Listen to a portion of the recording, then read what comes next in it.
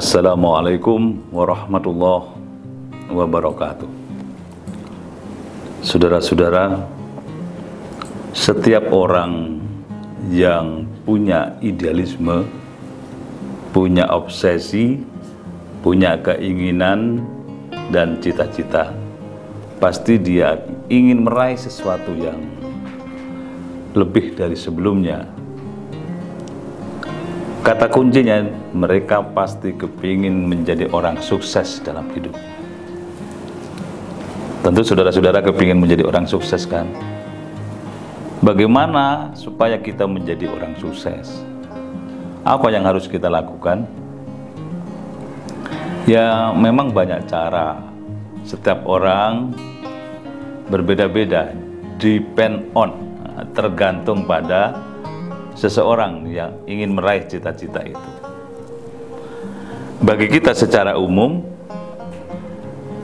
sadar bahwa sehari kita, telinga kita, pendengaran kita diingatkan oleh para muadzin melalui corong speaker keras-keras menyatakan hayya 'alal falah. Marilah kita menuju pada kemenangan. Kemenangan bagaimana? Kemenangan dunia akhirat dalam segala dimensinya yang baik-baik, yang positif. Tidak ada orang yang kepingin menjadi orang buruk, kecuali kalau dia berjalan kemudian tidak mampu menahan diri, terjerumuslah dia kepada keburukan.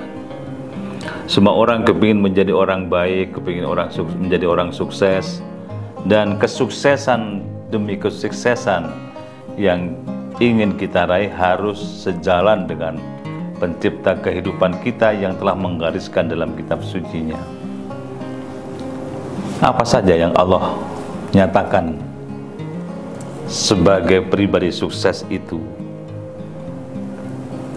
Allah menegaskan qad aflahal mu'minun.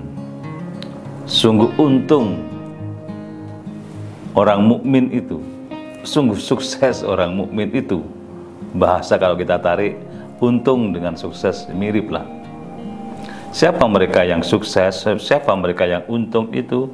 Alladzina hum fi sholatihim khashi'un. Ini yang pertama, yaitu mereka yang dalam sholatnya bisa khusyuk. Khusyuk ingat kepada Allah, khusyuk menghayati apa yang diucapkannya, khusyuk menerapkan pesan-pesan sholatnya dalam kehidupan sehari-hari. Bagaimana dengan kita, saudara-saudara sekalian? Apakah kita sudah menerapkan 3 hal sebagai makna khusyuk tadi? Ingat kepada Allah, menghayati, mengamalkan pesan-pesan sholat itu. Maka kita di dalam sebuah pengajian santai gitu, ada seorang ibu tanya, bagaimana agar kita bisa sholat dengan khusyuk itu? Saya menjawab, khusyuk itu tidak ujuk-ujuk datang. Ada proses yang harus kita lalui, ada proses yang terkait, yaitu wudunya harus baik, wudunya harus benar, wudunya harus ada penghayatan sehingga membekas dalam kehidupan seseorang. Bismillahirrahmanirrahim. Atas nama Allah yang Rahman dan Rahim, kedua telapak tangan kita atas nama Allah yang Rahman dan yang Rahim, yang kasih dan sayang. Tidak boleh tangan kita perlakukan, kita jadikan sebagai alat kekerasan kepada orang yang ada di bawah kita, anak kita, saudara kita, tetangga kita. Rahman dan Rahim bertentangan dengan wudhu kita. Berkumur artinya ucapan-ucapan yang keluar dari lisan kita, ucapan yang baik, ucapan yang memotivasi kepada orang lain, ucapan yang menginspirasi bagi orang lain untuk melakukan kebaikan demi kebaikan. Man kana yu'minu billahi wal yaumil akhir falyakul khairon aliyasmut. Barang siapa iman kepada Allah dan hari akhir, bicaralah yang baik, atau kalau tidak bisa, diamlah. Orang sukses antara lain gambarannya seperti itu. Dan orang khusyuk dilihat dari wudunya sudah tertata, berkumurnya membekas pada kehidupannya, bicaranya selalu baik. Wajah disucikan, di sini ada mata. Kedua mata kita tidak boleh sinis. Kedua mata kita tidak boleh memojok-mojokkan orang, menghina orang. Justru mata kita harus punya pandangan yang teduh, yang menyelamatkan. Dan orang yang ahli wudhu, pandangannya akan seperti itu. Baru kemudian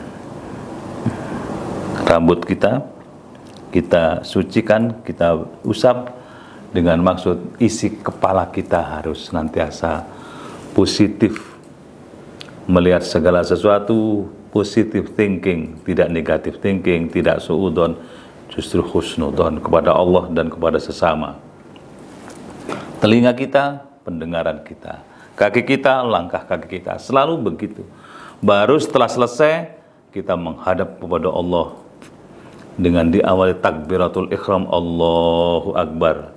Sudah ketemu dengan Allah yang Maha Besar.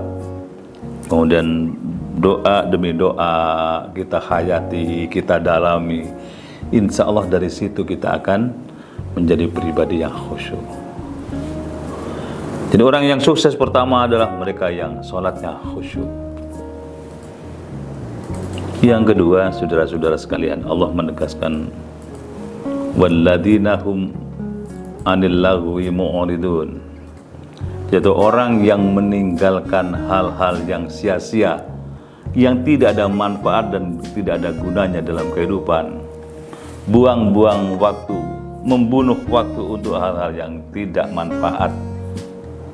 Kill of the time, membunuh waktu. Maka orang yang menang itu sebenarnya mereka yang menghitung waktu itu dengan karya. Ada produktivitas yang ditunjukkan dalam hidupnya. Dia tidak kemudian tiba-tiba, oh ternyata saya sudah umur sekarang sudah umur sekian ya, kenapa tidak dulu-dulu saya melakukan kebaikan demi kebaikan. Dia menyesal karena tidak menghitung waktu. Padahal 24 jam waktu yang Allah sediakan kepada kita, pernah ada survei, kerja 9 jam, tidur 8 jam, sholat kita 2 jam sehari semalam, kemudian yang tidak ada gunanya kesana kemari 1 jam. Kalau usia kita 60 tahun, maka bekerja 27 tahun, tidur 22 tahun, kemudian ibadah sholat itu 5 tahun, lain-lain 1 tahun.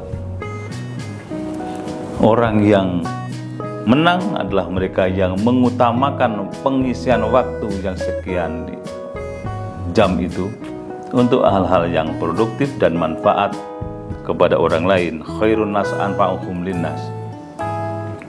Sebaik-baik manusia adalah mereka yang manfaat kepada sesama. Itu antara lain, saudara-saudara, kata kunci kemenangan itu. Pertama, orang yang bisa mewujudkan sholatnya dalam kehidupan. Kemudian yang kedua, mereka yang mengisi waktu dengan kegiatan yang sebaik-baiknya. Akhir dari kata saya, mudah-mudahan kita semua terbiasa memanfaatkan waktu beribadah secara khusyuk, dan insya Allah kita akan menjadi pribadi yang menang dunia akhirat, dan kita tidak akan merugi di hadapan Allah. Selamat berjuang, mencoba kebaikan, dan mudah-mudahan kita sukses dalam hidup ini. Assalamualaikum warahmatullahi wabarakatuh.